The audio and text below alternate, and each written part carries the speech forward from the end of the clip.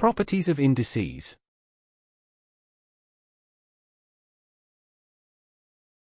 Now, we will explain some properties of indices by illustrating them with numbers as proof. Property 1, when multiplying powers with the same base, we add the indices. In symbols, we have the following shown on screen. For example, we have the following shown on screen. Indeed, we also obtain the following shown on screen.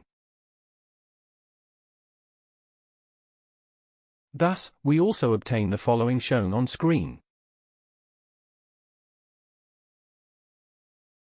Property 2, when dividing powers with the same base, we subtract the indices.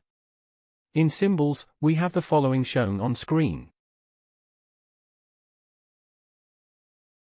For example, we have the following shown on screen. Indeed, we also obtain the following shown on screen.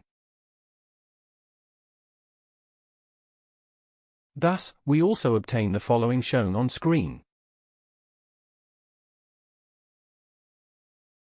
Property 3, when raising a power into another power, we multiply the indices without changing the base. In symbols, we have the following shown on screen. For example, we have the following shown on screen.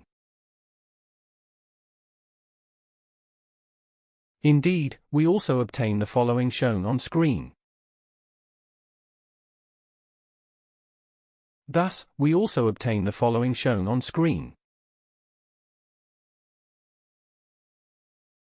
Property 4, if two numbers of different bases are raised at the same power, the bases multiply without changing the index. In symbols, we have the following shown on screen. For example, we have the following shown on screen. Indeed, we also obtain the following shown on screen. Thus, we also obtain the following shown on screen. Property 5, any number raised to the first power gives the number itself.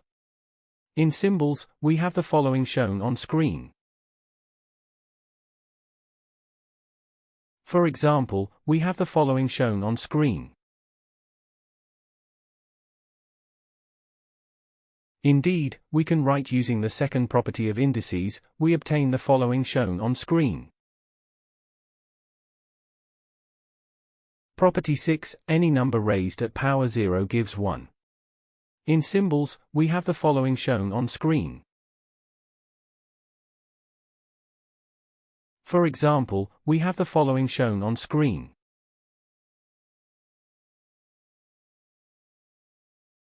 Indeed, we can write using the second property of indices, we have the following shown on screen.